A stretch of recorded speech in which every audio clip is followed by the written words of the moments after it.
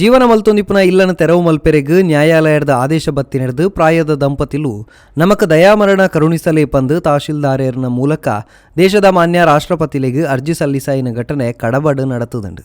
ಶ್ರೀಮತಿ ರಾಧಮ್ಮವ್ವಕ್ಕ ಮುತ್ತುಸ್ವಾಮಿ ಮೊಕುಲು ಕಡಬ ತಾಲೂಕುದ ಉಪ್ಪಿನಂಗಡಿ ಹೋಬಳಿ ಕೌಕ್ರಾಡಿ ಗ್ರಾಮದ ಕಾಪಿನ ಬಾಗಿಲು ಪನ್ಪಿನಲ್ಪ ಸರ್ಕಾರಿ ಜಾಗಡ್ ಕರಿನ ಆಜಿ ವರ್ಷದ ವಾಸ ಮಲ್ತೊಂದುಲ್ಲೇರು. ಚಿತ್ರದುರ್ಗ ಜಿಲ್ಲೆಡ್ ಪುಟ್ಟದು ಬಳದಿನ ಮುಕುಲು ಕರಿನ ಆಜಿ ವರ್ಷದ ಪಿರವು ಕೂಲಿ ಬೇಲೆಗಾದ ಇಡೆಗೆ ಬೈದೇರು. ಮೂಲೆ ಕೂಲಿ ಬೇಲೆ ಮಲ್ತೊಂದು ಮೂಲೆ ಕುಲ್ಲಿಯರು ಸುಮಾರು 50,000 ರೂಪಾಯಿ ಸಂಪಾದನೆ ಮಲ್ತದು ಒಂಜಿ ಜನತ ಕೈಡ್ದು ಸರ್ಕಾರದ ಜಾಗನ ದೆತೊಂದು ಅಲ್ಪ ಕೈಕಂಜಿ ಸಾಂಕೊಂದು ಜೀವನ ಮಲ್ತೊಂದಿತ್ತೇರು. ಪ್ರಾಯದ ಅಕ್ಲೆಗೆ ಒವೇ ರೀತಿದ ಪಿತ್ರಾರ್ಜಿತ ಆಸ್ತಿ ಇಜ್ಜಿ ಅಂಚಾದ ಅಕ್ಲ ಹಕ್ಕುಪತ್ರಗ ಅರ್ಜಿಲ ಪಾಡ್ದಿರು ಅಂಡ ಅವು ತಿರಸ್ಕಾರ ಆತಂಡು ಬೆಳ್ತಂಗಡಿ ತಾಲೂಕುದ ಅಶೋಕ್ ಆಚಾರ್ಯ ಪನ್ಪಿನಾರು ಈ ಜಾಗೆದ ಇಚಾರಡು ಕೇಸು ಪಾಡದು ನೋಟಿಸ್ ಬರ್ಪಿಲೆಕ ಮಲ್ತದಿರು. ಅಂಚಾದ ಆಶ್ರಯ ಇಜ್ಜಾಂದಿಲೆಕ ಮಲ್ತೊಂದುಲ್ಲೇರು. ಐಡ್ದಾದ ಮನಸ್ಸಿಗೆ ಮಸ್ತ್ ಬೇಜಾರಾದ ಒಂಜಾ ಇತ್ತ ಇಪ್ಪುನ ಇಲ್ಲಡೆ ಕುಲ್ಲೆರೆಗೆ ಅವಕಾಶ ಕೊರ್ಲೆ ಇಜ್ಜಿನ ದಯಾಮರಣ ಕರುಣಿಸಲೆ ಇಜ್ಜಿನ ಬೇತೆ ಉವಾಲ್ನ ಎಡ್ಡೆ ರೀತಿಡ್ ಮರಣಗ ಅವಕಾಶ ಕೊರಡು ಪಂದು ಕಡಬ ತಹಶೀಲ್ದಾರನ ಮೂಲಕ ರಾಷ್ಟ್ರಪತಿಲೆಗೆ ಅರ್ಜಿ ಪಾಡ್ದಿರು. ಈ ಬಗೆಟ್ ಪ್ರತಿಕ್ರಿಯೆ ಕೊರ್ನ ಕಡಬ ತಹಶೀಲ್ದಾರರು ಪ್ರಭಾಕರ ಖಜೂರಿಯಾರು ಕೂಡಲೇ ಪರಿಶೀಲನೆ ಮಲ್ತದು ಈ ಬಗೆಟ್ ಸೂಕ್ತ ಕ್ರಮ ದೆತೊನುವಂದು ಭರವಸೆ ಕೊರಿಯರು.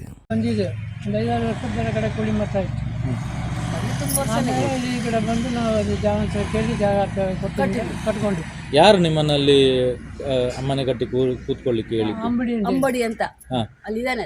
ನಂಬರ್ 163 ನಮ್ದು ಕುಮ್ಕಿ ಇದೆ, ಅದರಲ್ಲಿ ಕಟ್ಕೊಳ್ಳಿ ನಮ್ಗೆ ಏನಾರ ಕೊಡಿ ಅಂತ. ಮನೆ ಕಟ್ಟಬೇಕು, ಮದುವೆ ಆಗಬೇಕು ಅಂತ ಮದುವೆಗೋಸ್ಕರ ನಾನು ಒಂದು 2,00,000 ದುಡ್ಡು ಕೊಟ್ಟಿದ್ವಿ. ಇಲ್ಲ ಅಂತಾಳೆ ಅವನ ಬರ್ನೂ ಕೊಟ್ಟಾನೆ, ಅವನು ಬರ್ಕೊಟ್ಟಿದ್ದಾನೆ. ಅವ್ರ ಅಕ್ಕನ ಮಗ ಪಟ್ಟಿಗೆ ಅಂತ ಹೇಳ್ಕೊಂಡು ಮರಂಜೋಡಿ ಮತ್ತಾಯಿ ಮಗ ಅವನು ಬಂದ್ಕೊಂಡು ನಮಗೆ ಇಲ್ಲಿ ಕಣಿದಲ್ಲ, ಕಣಿಂದ ಆಚೆ ಕಟ್ಟಬೇಡಿ, ಅದು ನಮಗೆ ಬಿಟ್ಟಬೇಡಿ, ಈ ಕಡೆ ಕಟ್ಕೊಳ್ಳಿ, ನಾನು ಕಂಪ್ಲೇಂಟ್ ವಾಪಸ್ ತಗೊಳ್ತೀನಿ ಅಂತ.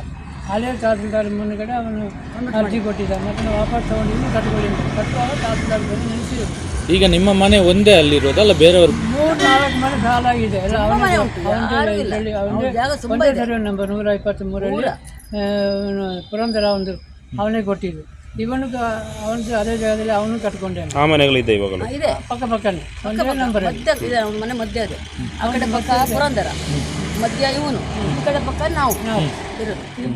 ಭಟ್ರು ಅವ್ರದ್ದೆಲ್ಲ ಖಾತೆಗೆ ಪಕ್ಕದಲ್ಲಿ ಅವರೆಲ್ಲ ಖಾತೆ ಆಗಿದೆ. 3-4 ಜನದ್ದು ಖಾತೆ ಇಲ್ಲ, ಏನಿಲ್ಲ, ಹಂಗಂಗೆ ಕಟ್ಕೊಂಡೆ. ನಾನು ಕಟ್ಕೊಂಡಿದ್ದೆ. ಎಷ್ಟು ವರ್ಷ ಆಯ್ತು ನೀವು? 6-7 ವರ್ಷ ಆಯ್ತು.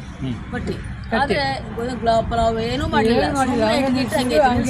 ರೇಷನ್ ಕಾರ್ಡ್, ಆಧಾರ್ ಕಾರ್ಡ್ ಎಲ್ಲ ಮಾಡಿಸಿದ್ರೆ ಎಲ್ಲ ready. Ration card, voter card ಎಲ್ಲ ಪ್ರತಿಯೊಂದು ರೆಡಿ ಇದೆ. ಹೋಟೆಲ್ ಲಿಸ್ಟ್ ಎಲ್ಲ ಪ್ರತಿಯೊಂದು ಅಲ್ಲಿಗೆ. ಈಗ ನೀವು ಮನೆ ಕಟ್ಟಿದಾಗ ಯಾರು ಕೂಡ ಉಪದ್ರ ಮಾಡ್ಲಿಕ್ಕೆ ಬಂದಿದ್ದಾರೆ? ತಹಸೀಲ್ದಾರ್ ಬಂದು ಟ್ರಾನ್ಸ್ಫರ್ ಆಗಿದ್ರು ಅವ್ರಿಗೆ, ಅವರು ಬಂದಿದ್ರು. ಅವಾಗ ನಾವು ಹೇಳಿದ್ವಿ, ಸ್ವಾಮಿ ನಾವು ಬಡವರು, ನಾವು ಕೂಲಿ ಮಾಡ್ಕೊಂಡ್ವಿ, ನಾವು ಈ ಗುಣಾತ್ಮ ಎಲ್ಲ ಕಟ್ಕೊಂಡ್ವಿ, ಜೀವನ ಮಾಡ್ತಾ ಇದ್ದೀವಿ. ನಾವು ಬೆಳಗ್ಗೆ ಎದ್ಕೊಂಡು ಕೂಲಿ. ಅವರಿಗೆ ದುಡ್ಡು ಕೊಟ್ಟಿದ್ದೀರಾ ನೀವು ಹೇಳಿದವರಿಗೆ? ಕಾಲೇಜ್ ಜಾಸ್ತಿ ಕೊಟ್ಟಿಲ್ಲ, ಏನಂದ್ರೆ ಅದು ಗಿಡ ಹಾಕಿದ್ನಲ್ಲ, ಆ ಗಿಡ ನೆಟ್ಟಿದ್ ಪಾಪ ಅವ್ನು ಕಷ್ಟಪಟ್ಟಲ್ವಾ ಅಂದ್ರೆ 50,000 ಕೊಟ್ಟಿದ್ದೀನಿ. ಕೊಟ್ಟಿದ್ದೀನಿ, ಬೇಲಿ ಹಾಕೊಂಡಿದ್ದ. ಈಗ ನಾವೆಲ್ಲ ಬಿಟ್ಟು ಪಂಚಾಯತಿಗೆಲ್ಲ ರೋಡೆಲ್ಲ ಬಿಟ್ಟು ಜಾಗ ಬಿಡ್ಬೇಕಂದ್ರೆ ಅದನ್ನು ಬಿಟ್ಕೊಟ್ಟಿದ್ದೀನಿ. ಯಾಕಂದ್ರೆ 10 ಜನಕ್ಕೆ ಬೇಕಲ್ಲ, ಕಟ್ಕೊಂಡಿದ್ದೀವಿ. ಅದನ್ನು ಬಿಟ್ಕೊಟ್ಟಿದ್ದೀನಿ. ಈಗ ನೋಟಿಸ್ ನಿಮಗೆ ಯಾವಾಗ ಬಂತು? ಈ ನೋಟಿಸ್ ಬಂದು ಈಗ ಒಂದು ಮಂಗಳವಾರ 4 ದಿವಸ ಆಯ್ತು. ಅದಕ್ಕೆ ನನ್ನ ಮಗಳ ಹೆಸರಲ್ಲಿ ಮನೆ ಇಲ್ಲ, ಮಗಳ ಮನೆ ಇಲ್ಲ, ನನ್ನ ಹೆಸರಲ್ಲಿದೆ ಮನೆ. ನನ್ನ ಮಗಳ ಹೆಸರಿಗಿಲ್ಲ, ನನ್ನ ರೇಣಕ್ಕ ಅಂತ ಅವಳ ಹೆಸರು. ಅವಳಿಗೆ ಏನು ಹೇಳಿದೀವಿ ಅಂದರೆ ನಾವು ಇನ್ನೂ 10 ಜನಸರೆಲ್ಲ ಕೊಡ್ತೀವಿ, ಆಮೇಲೆ ನಾವು ನನ್ನ ಕಡಲ ಆದ ತಕ್ಷಣ ನಿಮ್ಗೆ ಕೊಡ್ತೀನಿ ಅಂತ ಹೇಳಿದೆ. ಆಯಿತು ಅಂತ ಇದ್ವಿ. ಈಗೇನೆ ಅರ್ಜಿ ಕೊಟ್ಟಿದ್ದೀವಿ, 90% ಅರ್ಜಿ ಕೊಟ್ಟಿದ್ದೀರಿ ನೀವು? ಅದರದ್ದು ಏನಾಗಿದೆ ಗೊತ್ತಾ? ಕ್ಯಾನ್ಸಲ್ ಮಾಡಿ ಕಳಿಸಿದೆ ಅಂತ ಹೇಳ್ತಾರೆ. ಪಂಚಾಯತಿಂದ ಕುಡಿಯೋ ನೀರದ್ದು ಏನೋ ಕಟ್ ಮಾಡಿದ್ದಾರೆ ಅಂತ ಹೇಳಿದ್ರೆ ನಿಮ್ಮ ಪಕ್ಕದ ಮನೆಯವರಿಗೆ 94C ಆಗಿದೆಯಾ?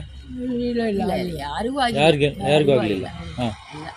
ಅವರಿಗೇನು ನೋಟಿಸ್ ಕಳಿಸಿ? ಅವರಿಗೆ ಮನುಷ್ಯರಿಗೆಲ್ಲ ಮಾಡಿಕೊಂಡು ಹೋಗ್ಯಾರ. ಅವ್ರು ಬಂದಿದ್ರು ಲಾಯರ್ಗಳು, ಬೇಜಾರು ಹೇಳ್ತಾರೆ, ತಹಶೀಲ್ದಾರ್ ಬಂದಿದ್ದಾರೆ. ನಮಗೆ ಮಾತ್ರ ಏನು ಮಾಡಲಿಲ್ಲ. ನಮಗೆ ಬಂದು ಮನೆ ಕಡೆ ಅವ್ನು ಸ್ವಲ್ಪ ಬಿಗಿ ಪಾರ್ಟಿ, ಜಾಸ್ತಿ ಭೂಮಿ ಇರೋನು, ಇಲ್ಲಿ ಬಂದು ತಗೊಂಡಿದ್ದ ಗೋಡೆಯಲ್ಲಿ ನೋಟಿಸ್ ಮನೆ ಕಡುತ್ತಿ ಅಂತ ಹೇಳಿ ಧರ್ಮಸ್ಥಳ ರೂಟಲ್ಲಿದ್ದಾನೆ ಪಾರ್ಟಿ. ಧರ್ಮಸ್ಥಳ ರೂಟಲ್ಲಿ ಅವನು ಇರೋದು ಮನೆ. ಅವನು ಸ್ವಲ್ಪ ತೋಟ ಗಿಟ ಜೋರಾಗಿದ್ದಾನೆ ಗೌಡ. ಅವನ ಹತ್ರ ಇವನು ತಗೊಂಡು ಇಟ್ಕೊಂಡಿದ್ದಾನೆ. ಅವ್ನಿಗೆ ಎಷ್ಟು ದುಡ್ಡು ಕೊಟ್ಟರು ಏನೋ ನಮ್ಗೆ ಗೊತ್ತು. ನಮ್ಮ ಕೈಲಿ ಕೊಟ್ಟೋಷ್ಟು ತಾಕತ್ತಿಲ್ಲ, ನಮ್ಮ ಕೂಲಿ ಮಾಡ್ಕೊಂಡು ಜೀವನ ಮಾಡೋದು, ಏನೋ ಒಂದು ಕಟ್ಕೊಳ್ಬೇಕು ಖುಷಿ. ಅದಕ್ಕೆ ನಮ್ಗೆ ಈ ಥರ ಇಷ್ಟು ದಿವಸ ತೊಂದರೆ ಇಲ್ಲ. ಈಗ ಮೊನ್ನೆಯಿಂದ ಈ ಥರ ನಮ್ಗೆ ನೋಟಿಸ್ ಎಲ್ಲ ಕಳಿಸಿ ಇಷ್ಟು ದಿವಸ ಏನಾಗಿಲ್ಲ. 1 ವರ್ಷ ಫಸ್ಟ್ ಮಾಡಿದಷ್ಟೇ, ಅದ್ರ ಮೇಲೆ ಬಂದಿಲ್ಲ. ಅವ್ರು ಟ್ರಾನ್ಸ್ಫರ್ ಆಗಿ ಹೋದ್ರು, ಅದ್ರಲ್ಲಿ ಯಾರೂ ಬಂದಿಲ್ಲ. ಈಗ ಮೊನ್ನೆ ಬಂದು ನಮಗೆ ಈ ಥರ ಮಾಡಿದ್ದಾರೆ. ವಾರದಿಂದ ನೋಟಿಸ್ ಇದು ರೇಣುಕ ಮೆಸೇಜ್, ಇದು ಒಂದು 2-3 ಜನ ಸತ್ತೋಗಿದೆ, ಇನ್ನು 4 ಇದ್ದಾವೆ. ನಂದು ಮಾತ್ರ ಹೆಸರಲ್ಲಿರೋದು, ನನ್ನ ಹೆಸರೇ ಪೂರ್ತಿ ಆಗಿರೋದು. ಕರೆಂಟ್ ದೂರ ನನ್ನ ಹೆಸರೇ ಆಗಿದೆ. ಹೌದು, ಅವಳ ಹೆಸರಿಗೆ ಏನೇನೂ ಇಲ್ಲ. ಇವಾಗ ರಾಷ್ಟ್ರಪತಿಗಳಿಗೆ ಲೆಟರ್ ಬರ್ದಿರಿ, ಏನು ಅಂತ ಬರ್ದಿ ಬರೀಬೇಕು, ಒಂದು ಲೆಟ್ರ್ ಬರೀಬೇಕು. ಏನಂತ? ಏನು ಅಂತ? ನಾವು ಇಷ್ಟು ವರ್ಷದಿಂದ ಇದ್ದೀವಿ, ನಮ್ಗೆ ಈ ಥರ ನಮಗೆ ಈ ಥರ ತೊಂದರೆ ಕೊಡ್ತಾರೆ, ನಮ್ಮ ಕಾಪಾಡಿ ನಮ್ಮ ಹಳ್ಳಿಗೆ ಒಂದು ಹಾಕಿ ಬಿಡಿ. ಅಷ್ಟೇ, ನಾವು ಇರೋದಿಬ್ರೆ. ನಾವೇನು ಮಾಡೋಕ್ಕಾಗಲ್ಲ ಅಂತ ಗಂಡು ಮಕ್ಕಳು ಇದ್ದಾರೆ ಇಲ್ಲ ಅಂತಿಲ್ಲ, ಅವ್ರು ಹೊರಗಡೆ ಇದ್ದಾರೆ, ಮದುವೆ ಮಾಡ್ಕೊಟ್ಟು ಅವರು ಸಂಸಾರ ಮಾಡ್ಕೊಂಡು. ಒಬ್ಬ ಗಟ್ಟಿಗಳಿದ್ದಾನೆ, ಒಬ್ಬ ಇಲ್ಲಿ ಉಪ್ಪಿನಹಳ್ಳಿಲಿದ್ದಾನೆ. ಒಂದು ಮಗ ಇಲ್ಲೇ ಇಬ್ಬರು ಹೆಣ್ಮಕ್ಳ? ಗಂಡು 2, ಹೆಣ್ಣು ಒಂದೇ. ಹೆಣ್ಣು. ಅವ್ರು ಗಂಡು ಹೆಂಡತಿ ಭಟ್ರ ಮನೇಲಿ ಅವರೇ ಜಾಗ ಕೊಟ್ಟಿದ್ದಾರೆ. ಇಲ್ಲೇ ಬೆಳ್ತಂಗಡಿಯಲ್ಲೇ ಮದುವೆ ಆಗಿದ್ದು ನಮ್ಮ ಮಗನಿಗೆಲ್ಲ, ಮಗಳಿಗೆಲ್ಲ ಅಲ್ಲೇ ಇಲ್ಲೇ ಕೊಟ್ಟಿದ್ರು. ಕನ್ನಡ ಇಲ್ಲ, ನಮ್ಮ ತಾಯಿ ಮನೆ ಕುಂದಾಪುರ. ಕೂಲಿ ಮಾಡ್ಕೊಂಡಿದ್ದೀವಿ. ಹಂಗಾಗಿ ನನಗೆ ತುಳುಕೊಳ್ಳೋತ್ತಿಲ್ಲ ಅಂತ. ಇರೋಕ್ಕೆ ಒಂದು ಜಾಗ ಬೇಕಲ್ಲ ಅಂತ ಅವನು ನಮ್ಮದು ಖಾಲಿ ಜಾಗ ಇದೆ, ಗೌರ್ಮೆಂಟ್ ಜಾಗ ಕಟ್ಕೊಳ್ಳಪ್ಪ ಅಂತ ಅವನೇ ಹೇಳ್ದ. ಅವನು ಹೇಳ್ತಾನಂತ ಅವ್ರಿಗಡೆ ನೆಂಟರಿಗೆಲ್ಲ ಎಷ್ಟು ತೊಂದರೆ ಮಾಡ್ತಾರೆ. ಅದು ಆಚಾರ್ಯ ಯಾರ ನಮ್ಗೆ ಇನ್ನೂ ಅವ್ರು ಗೊತ್ತಿಲ್ಲ. ಬೆಳ್ತಂಗಡಿಯವರು, ಅವ್ರು ಯಾರಂತ ನಮ್ಮ ಮಕ್ಕಳೇ ಗೊತ್ತಿಲ್ಲ. ಅವಂದೇ ಈಗ ಬಿಗಿಯಾಗಿರೋದಂತೆ. ಈಗ ದಯಾಮರಣ ಕೋರಿ ನೀವು ರಾಷ್ಟ್ರಪತಿಗೆ ಅರ್ಜಿ ಹಾಕಲಿಕ್ಕೆ ಬಂದಿದ್ದೀರಾ? ನಮ್ಗೆ ಯಾವ ದಾರಿ ಇಲ್ಲ. ಈಗ 50 ವರ್ಷ ನೇಣು ಹಾಕ್ಕೊಂಡು ಇಲ್ಲೇ ಸತ್ತೋಗ್ಬಿಡ್ತೀವಿ. ಗತಿನೇ ಇಲ್ಲ ನಮಗೆ. ನಾವು ಯಾರು ಅನ್ನಕ್ಕಿಲ್ಲ, ಯಾರಿಗೂ ಇಲ್ಲ. ಕುಡಿಯೋಕ್ಕೆ ನೀರಿಲ್ಲ, ದನ ನೋಡಿ ಒಂದೊಂದೇ ಸಾಯ್ತಾರೆ. ಈಗ ಒಂದು ವಿಡಿಯೋ ಮಾಡಿ ಪಕ್ಕದಲ್ಲಿ ಭಟ್ರ ಮನೆ ಪಾಪ ನೀರು ಕೊಡ್ತಾರೆ ನಮ್ಗೆ ಸ್ವಲ್ಪ. ಅಲ್ಲಿ ಗೌರ್ಮೆಂಟ್ ಹಾಕಿದ ನೆಲ್ಲಿ ನೀರು ಅವ್ರು ನಮ್ಗೆ ಕೊಡಲ್ಲ.